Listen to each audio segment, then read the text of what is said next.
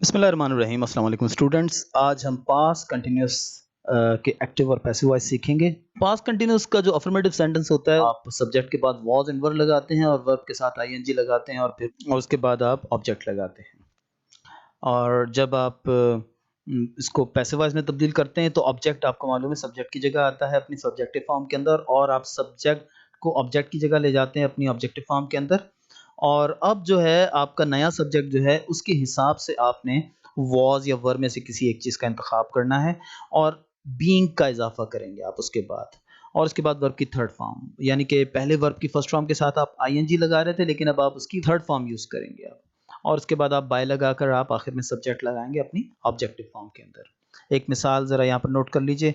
I was repairing fan, आपका subject जो है वो आई है, वॉज आया उसके बाद, और उसके बाद आपने वर्ब के साथ आईएनजी यहाँ लगाया हुआ है और उसके बाद फैन आपका ऑब्जेक्ट है। लेकिन जब आप इसको उसकी पैसिव वॉइस में ला रहे हैं तो आप कह रहे हैं the fan was being repaired by me. तो आप देखें कि आपने फैन पहले लगाया और उसके बाद आपने वॉज लगाया, क्योंकि फैन सिंगुलर नाउन है तो उसके साथ वॉज लगेगा, तो आपने उसके साथ वॉज लगाया और उसके बाद आपने बीइंग लगाया, BEING, बीइंग।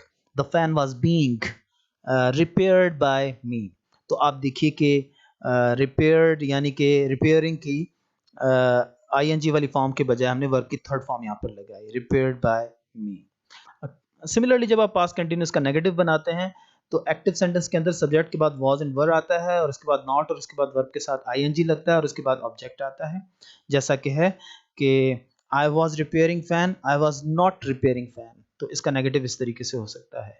और जब आप पास्ट कंटिन्यूस के नेगेटिव सेंटेंस को पैसिव में चेंज करते हैं तो आप ऑब्जेक्ट पहले लेकर आते हैं अपनी सब्जेक्टिव फॉर्म के अंदर और उसके बाद उसकी मुनासबत से आप वॉज या वर लगाते हैं और उसके बाद आप नॉट लगा देते हैं और उसके बाद बीइंग लगा के आप वर्ब की थर्ड फॉर्म यूज करते हैं और उसके बाद आप बाय लगाते हैं और उसके बाद आप सब्जेक्ट आखिर में रखते हैं अपनी ऑब्जेक्टिव फॉर्म के अंदर।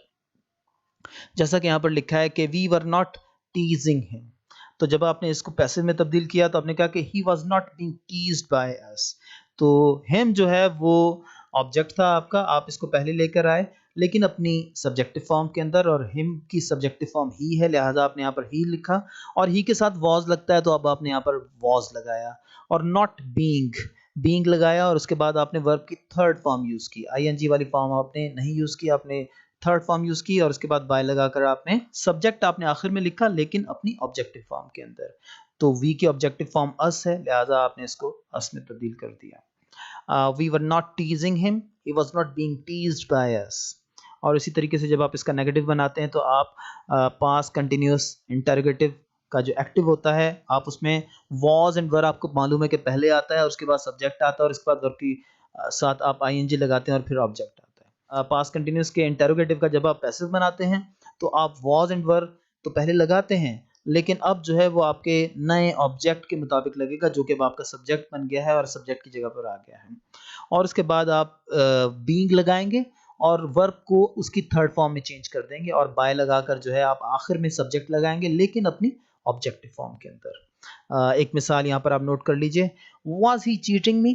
तो अब मी जो है वो पहले आ जाएगा तो हम करेंगे कि was I being cheated by him.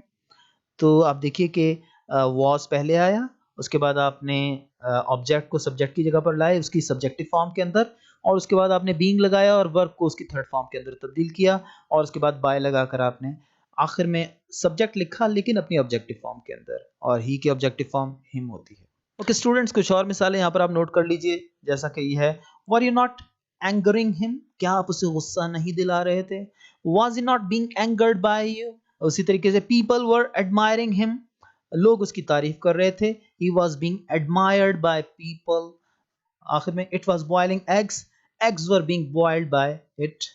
यहाँ पर स्टूडेंट्स मैं आपको मशवरा दूंगा कि आप थोड़ी देर के लिए अपनी स्क्रीन को पॉज कीजिए और ये जो एक्सरसाइजेज में जुमले आपको दिए गए हैं पैसिव में चेंज करने के लिए, इनको आप पैसिव में खुद चेंज कीजिए और उसके बाद आखिर में आप जवाबात को सुनिए। ओके जी, I was watching movie, the movie was being watched by me. Was she teaching children? Were the children being taught by her? तो आप देखिए कि चिल्ड्रन जो है वो शुरू में आएगा, लेकिन अब चिल्ड्रन प्लूरल नाउन है तो उसकी जगह पर वर आएगा जब आप इसको इसके क्वेश्चन सेंटेंस के अंदर तब्दील करेंगे। तो were the children being taught by हर, तो टीच की थर्ड फॉर्म टॉट है, तो हमने यहाँ पर टॉट का इस्तेमाल किया। Were they not doing work? Was the work not being done by them? He was intimidating us. We were being intimidated by him. Similarly, was I not doing my work?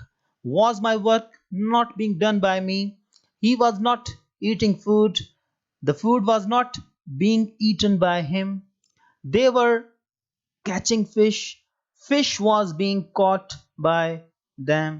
Similarly, were you disturbing him? Was he being disturbed by you? Were you not watching movie?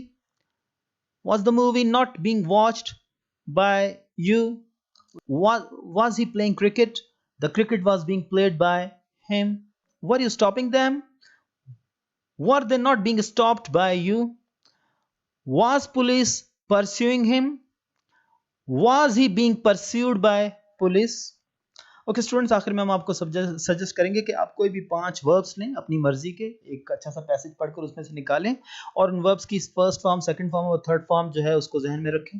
पहले आप उनके active जुमले बनाइए past continuous के फार्मूले के मुताबिक, और उसके बाद आप उनको पैसिव में चेंज कीजिए, और जो रूल्स इस लेसन के अंदर बताए गए हैं उनकी रोशनी में आप ज़रा जज कीजिए कि आपने इनको कैसे किया है, या कोई भी अच्छा टीचर जो आपके स्कूल में मौजूद है आप उनको भी जो है ये जुमले दिखा सकते हैं कि आपने इनको सही समझा है, and definitely they will help you. अस्सलाम वालेकुम।